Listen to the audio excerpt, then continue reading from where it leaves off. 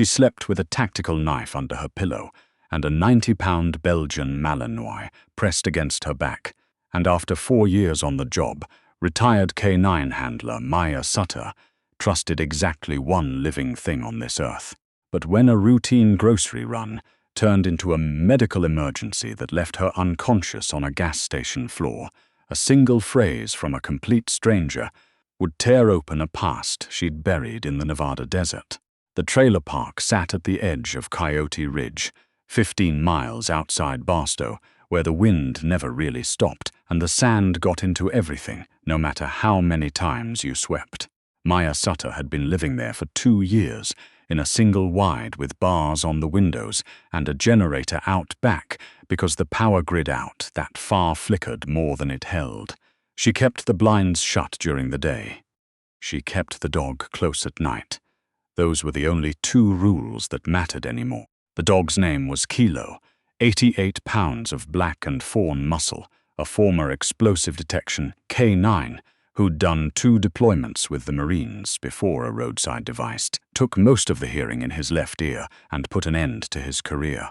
Maya had been his handler for the 2nd deployment, the one that ended in a hospital tent with her holding his head while a medic dug shrapnel out of his shoulder and told her flatly that the dog probably wouldn't make it through the night. He made it. They both did, technically. Neither of them came back whole.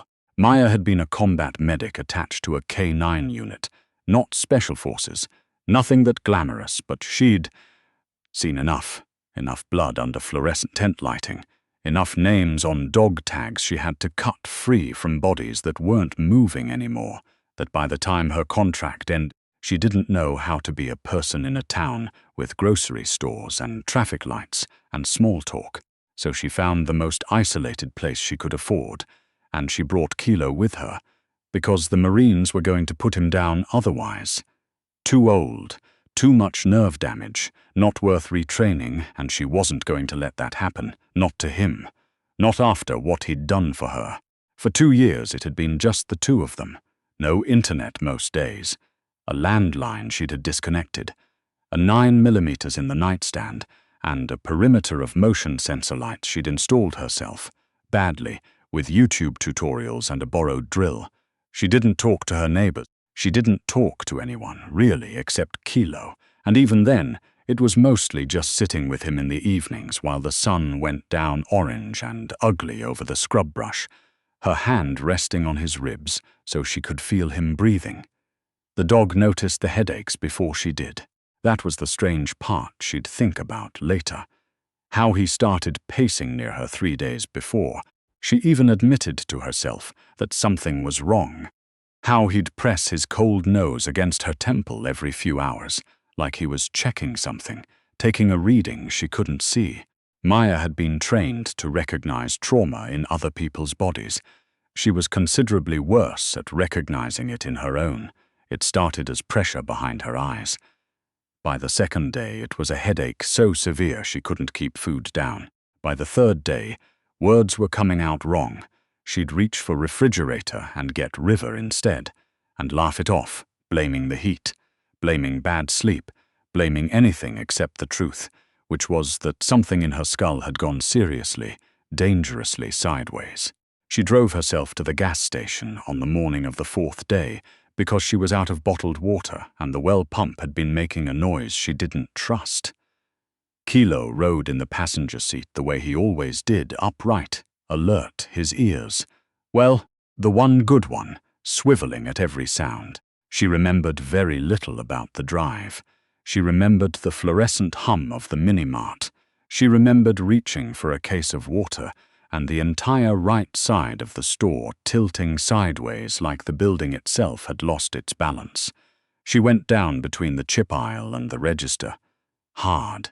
The back of her head cracked against the linoleum, and the last clear thought she had was an old training reflex, absurd and useless. Check the airway, except there was no one there to check hers. Kilo lost his mind. The store's only employee, a 19-year-old kid named Tyler working the early shift, would later tell police he'd never seen anything like it. The dog had been calm, almost sleepy, lying near the door, and then Maya hit the floor, and something switched on inside him that had nothing to do with Sleepy. He was over her in half a second, all teeth and fury, a wall of muscle standing between his collapsed handler and a teenager who'd done nothing but reach for the phone to call 911. "Get back! Get back! He's gonna bite somebody!" Tyler was screaming into the receiver, backed against the cigarette display, the dog's bark cracking off the metal shelving in a way that made the whole store ring.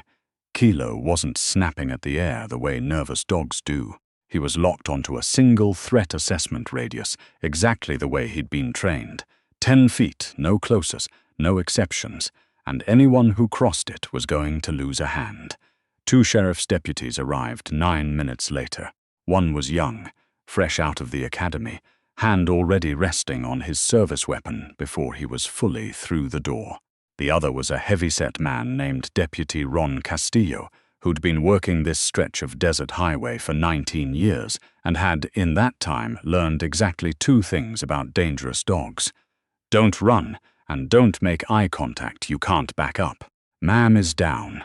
We got a possible aggressive canine standing guard," the younger deputy radioed, voice tight. "Requesting backup, and somebody get animal control out here with a catch pole. She's not breathing right," Tyler said, hysterical now, still pressed against the cigarettes. "Her lips are going blue, man. You got to do something." Castillo took 1 step forward, palm up, and Kilo's whole body dropped lower, weight shifting onto his front legs, a posture that any trainer would have recognized instantly as the half-second before a dog launches. The growl that came out of him wasn't loud. It was worse than loud, low, steady, mechanical, the sound of an animal that has made a decision and is simply waiting for you to be stupid enough to test it. "Easy. Easy, buddy." Castillo's hand drifted, slow, toward the taser on his belt. "Nobody wants to hurt your girl here, but I need you to back off so we can help her." The younger deputy had his weapon half-drawn now, not aimed, just ready, his face pale under the gas station's harsh white lighting. "Sarge, she's seizing. Look at her hands." On the floor, Maya's body had begun to twitch, small tremors running down her right arm, her face slack on one side in a way that, to anyone with medical training, would have screamed stroke in letters 10 feet tall. But nobody in that gas station had medical training except the unconscious woman herself, and the only thing standing close enough to help her was the one thing actively preventing anyone from getting close enough to help her. "I need that dog neutralized," Castillo said into his radio, low, urgent. "We got a medical emergency and an aggressive animal blocking access. Get me animal control ETA now." It was at that exact moment that the door chimed and a woman in dark green scrubs walked in, mid-shift coffee run, badge still clipped to her hip from the urgent care clinic 3 blocks down. Her name was Renata Cole, 31 years old, a physician assistant who'd spent 6 years working trauma rotations before burning out and landing in the comparatively gentler chaos of a small-town urgent care. She had a travel mug in one hand and her car keys in the other, and she stopped dead 2 steps inside the door, taking in the scene with the kind of fast, practiced read that came from 1,000 emergency room shifts. Woman down, possible stroke, hostile dog, 2 deputies, 1 bad decision away from a tragedy. "What happened?" she said. It wasn't really a question. It was the tone of someone already moving into triage mode. "Ma'am, stay back," the young deputy said, not even looking at her, eyes fixed on the dog. "We've got it handled." "You clearly don't," Renata said, already crouching to set her coffee down on a shelf, eyes scanning Maya's body from across the aisle, the asymmetry in her face, the posturing of her right hand curled inward, rigid. Renata had seen that exact presentation before, more than once, in a trauma bay 600 miles from here. Her stomach dropped. "That woman is having a stroke," she said, sharp now, all business.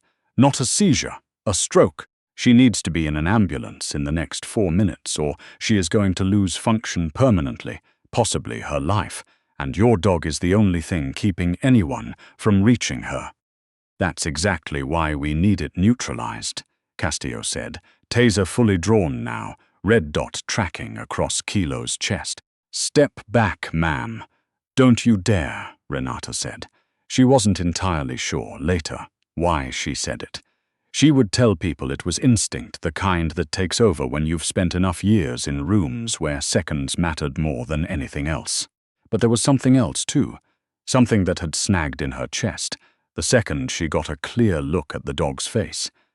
The notched left ear half gone, the faint pale scarring along his muzzle, the way he held his body, trained and economical even mid-crisis. She'd seen a dog who moved like that exactly once before, in a different state, in a different life, 4 years ago, in a photograph she still kept folded in the back of her wallet. "That dog is a retired military working dog," Renata said, stepping fully into the aisle now, ignoring Castillo's sharp warning. "He's not aggressive. He's doing exactly what he was trained to do, which is guard a downed handler until he's relieved by someone he trusts. You're not going to tase that out of him. You're going to make it so much worse." "And how exactly do you know all that?" Castillo said, not lowering the taser. "Because my husband trained dogs exactly like him for 6 years before he died," Renata said, and her voice cracked on the last word in a way that surprised even her. "Lower the weapon. Let me try." Castillo hesitated. 1 full second, 2, long enough for the younger deputy to glance sideways at him, uncertain. Tyler, still flattened against the cigarette rack, had gone completely silent, phone forgotten in his hand. "You so much as flinch wrong," Castillo said. "I'm putting him down, I mean that." "I know you do," Renata said. "I'm asking you not to." She lowered herself slowly to one knee at the edge of the 10-foot radius the dog had drawn around his handler, palms open, posture small and unthreatening, exactly the way you were taught to approach a K9 in crisis. Not that anyone in that store except her actually knew that. Kylo's growl deepened. His weight shifted forward half an inch, a warning, the kind of motion that made the younger deputy's finger twitch against his weapon. Renata didn't move closer. She didn't reach out. She did something else entirely. Something she had heard about exactly once. In a string of slow, devastating letters her husband had sent her from a forward operating base in Helmand Province. Letters where he'd written, almost lovingly, about the dog he was training, about the strange formal language of military working dog commands, about the one word, a release command, a name, really, that a dog like this would have been imprinted with so deeply it lived somewhere below conscious thought. She had never expected to use it. She had never expected to see this dog again, period. She'd been told, 4 years ago, in a folding chair in a casualty notification office that smelled like burnt coffee, that her husband's K9 partner had survived the blast that killed him, had been pulled out from under rubble by another handler on the team, and had been quietly retired and adopted out somewhere she'd never been told. She had spent the better part of a year trying to track him down before she finally, exhaustedly, let it go. "Atlas," she said. It wasn't loud. It wasn't a command shouted across a parade ground. It came out quiet and cracked, almost a question, the way you'd say a name you hadn't said out loud in 4 years. The growling stopped like someone had cut a wire. Kilo's head snapped up. His ears, what was left of them, pricked forward hard, his whole body going rigid in a different way now. Not aggression, but something closer to shock, an animal trying to process a sound that didn't belong in this version of his life. He stared at Renata with an intensity that made even Castillo lower the taser an inch without meaning to. "Atlas," Renata said again, steadier this time, tears running freely now and her voice catching on every syllable. "Stand down. You did your job. He's gone, baby. You can stand down." The dog made a sound none of them had heard from him yet, a high, broken whine, almost human in its grief, and the fight visibly drained out of his body, his hackles flattening, his weight settling backward off his front legs. He took one hesitant step toward Renata, then stopped, torn, looking back at Maya's still form on the floor, the conflict written plainly across his face. The new command against the old loyalty.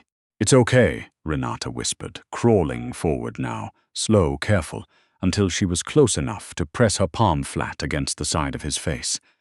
"It's okay. You can let them help her. I promise you, I promise it's okay."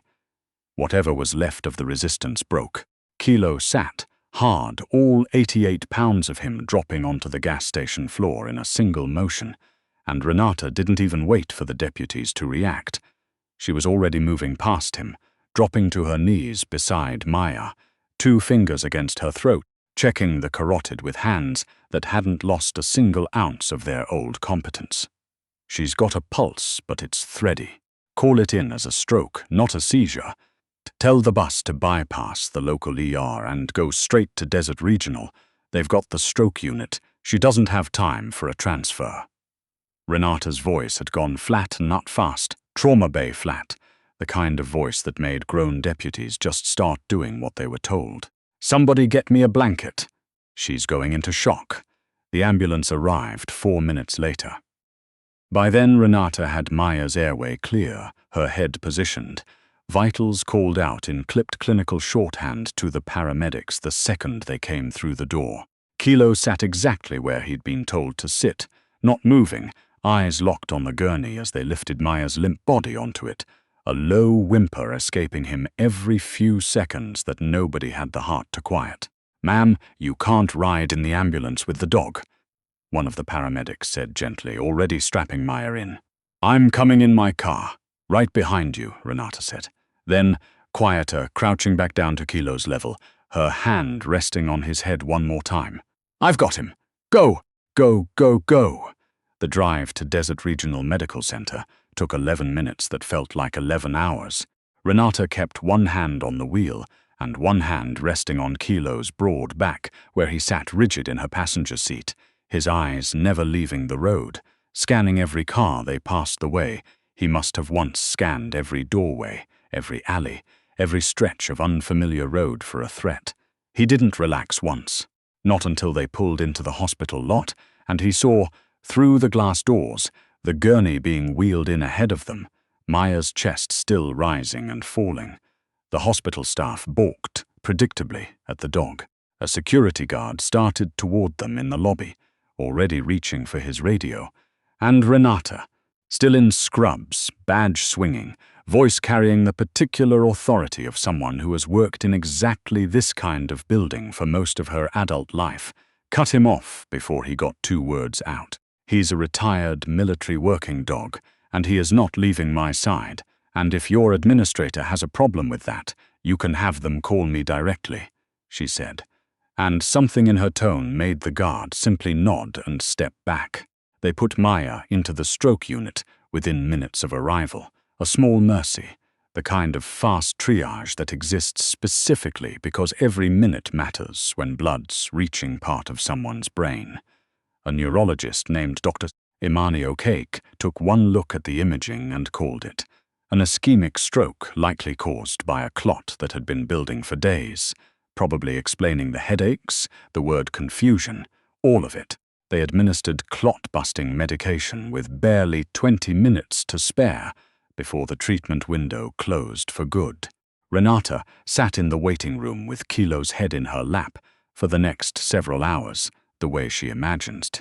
Somewhere in the back of her mind, that her husband must have sat with him 100 times in 100 different deserts.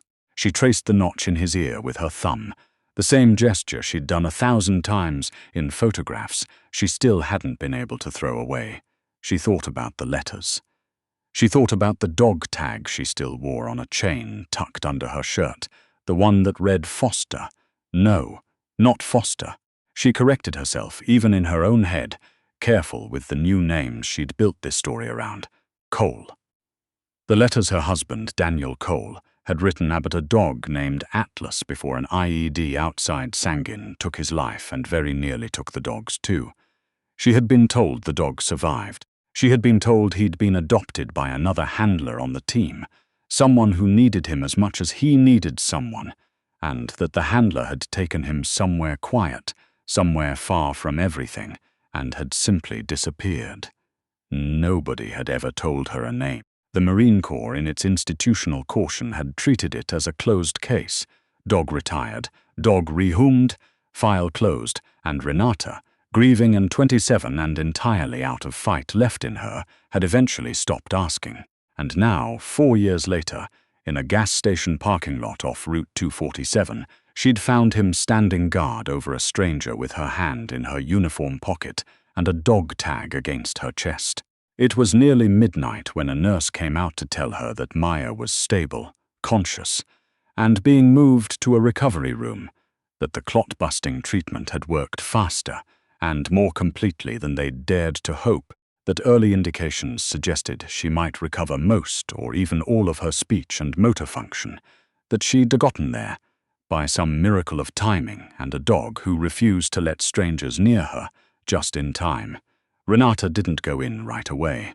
She sat outside the recovery room with Kilo for a long time, gathering herself, trying to figure out what she would even say to a woman she had never met who turned out to be, by some impossible coincidence the size of a desert, the second handler her husband's dog had ever loved. When she finally pushed open the door, Maya was awake, propped up against Thin's hospital pillows, the right side of her face still slightly slack, but her eyes alert, sharp, scanning the room with the particular hypervigilance of someone who'd spent years learning to read every exit and every threat in a space before doing anything else. Her gaze landed on Kilo first, always Kilo first, and something in her whole body unclenched. "Hey, buddy," she rasped, her voice thick and uneven from the stroke, reaching one trembling hand toward him. Kilo crossed the room in 2 strides and pressed his head into her palm, his tail thumping once against the bed frame. Gentle now, nothing like the animal who'd been one wrong move away from taking someone's arm off 6 hours earlier. Then Maya's eyes moved to Renata, standing uncertainly near the door in scrubs that weren't this hospital's color, and her brow furrowed, the half of her face that still moved easily creasing with confusion. You don't work here," Maya said slowly, fighting for the words the way the speech therapist had warned her she might have to for a while. "You were at the store. You're the one who got him to stand down. How did you?" She stopped, swallowed hard, tried again. "Nobody gets near him like that. Nobody. I've had him 4 years, and the only person who's ever—" She broke off again, frustrated at her own mouth, at the gap between what she meant and what came out. Renata stepped further into the room, her hand instinctively rising to the chain at her throat, fingers closing around the dog tag through the fabric of her scrubs. "He used to belong to my husband," she said quietly. "Before he was your dog, before he was Kilo." Maya went very still. Her good hand, the one resting on Kilo's head, curled slightly into his fur. "His name was Daniel Cole," Renata went on, voice unsteady now, the words coming the way they always did when she let herself actually say them out loud, which she rarely did anymore. "He was his first handler, trained him from a puppy. They were together almost 3 years before." She stopped, started over, before Sangin. "The blast that killed Daniel. I was told Atlas survived it. I was told another handler took him in afterward and disappeared off the grid, and nobody ever told me who. I spent a year trying to find out. I gave up eventually. I had to." Maya's eyes had filled, the unaffected side of her face wet, the other side trembling with the effort of trying to match it. "Atlas," she repeated, like she was testing the weight of the name. I didn't know that was his name before. I was told he came pre-named when I got him in the program. Kilo. That's all I ever knew him as." "I know," Renata said. "I didn't expect you to know any different." "Your husband," Maya said, slower now, working the words out with visible effort. "He trained him to. There's a command. A release word. I've had this dog 4 years and I have never, not once, gotten him fully out of guard posture during a real threat. Not for me, not for anyone. You said one word and he just stopped." Renata nodded, unable to speak for a moment. Kilo had pushed his whole head into Maya's lap now, a low, contented huff escaping him, his eyes drifting half shut the way dogs do when, for once, nothing in the world is asking anything of them. "Daniel used to write me letters about him," Renata finally managed.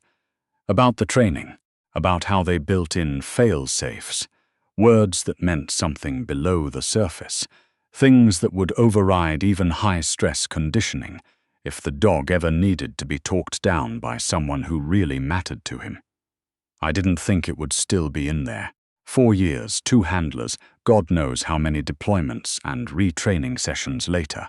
I didn't think anything from that life would still be. She gestured vaguely, helplessly, at the air between them. Still there. Waiting. It was there, Maya said quietly. It was always there. I just never knew the door existed. They sat with that for a long moment, the only sound in the room the soft beeping of the monitor and Kilo's contented breathing. I'm sorry, Maya said eventually, her good hand tightening gently in the dog's fur. For whatever happened to your husband, I didn't. When I adopted him, all they told me was that his previous handler had been killed in action, and the dog needed a home or he was getting put down. I didn't ask for details. I think some part of me didn't want to know because I was barely holding myself together at the time, and I didn't think I could carry someone else's grief on top of my own. You don't have to apologize for that, Renata said. You kept him alive. You gave him 4 more years he wouldn't have had otherwise. That's not something to apologize for. That's— her voice broke fully this time, and she let it. That's everything. That's the only thing that would have mattered to Daniel. Not where the dog ended up. Just that someone kept loving him the way he did. Maya looked down at the dog in her lap, at the notched ear, and the grey creeping into the fur around his muzzle, and something in her exhausted, stroke-addled, grief-soaked mind finally settled into place. The understanding that the isolation she'd built around herself for 2 years, the bars on the windows and the disconnected phone and the 2-persons, 1-dog universe she'd shrunk her whole life down into, had never actually been able to keep the rest of the world out. Not really. The world had found her anyway in a gas station off Route 247, in the unlikely shape of a woman in green scrubs who happened to know one old sacred word. He'd want you to know him, Maya said slowly, carefully, like she was building each word by hand. Atlas. Daniel. I don't know anything about your husband, but I know this dog, and I know he never stopped being trained by someone who loved him completely. You can see it in everything he does. That doesn't go away. I think some part of him's been waiting 4 years for somebody who'd recognize it. Renata pulled a chair close to the bed and sat down without being asked, and for the first time since a folding chair in a casualty notification office 4 years earlier, she let herself cry in front of a stranger without apologizing for it, one hand resting on the warm, steady weight of the dog who had loved 2 people now, fully, completely, across a gap of grief neither of them had ever expected to close. Outside the window, the desert sky had gone the deep, bruised purple of early morning, and somewhere down the hall a shift was changing. And in 3 days Maya would walk out of that hospital on legs that still didn't quite trust the floor, with a dog who refused to walk more than 2 feet from her side, and a phone number for a woman she now intended to call every single week for the rest of her life. Because some bonds, it turned out, didn't end when the people who built them did. They just waited, quietly, for someone to say the right word.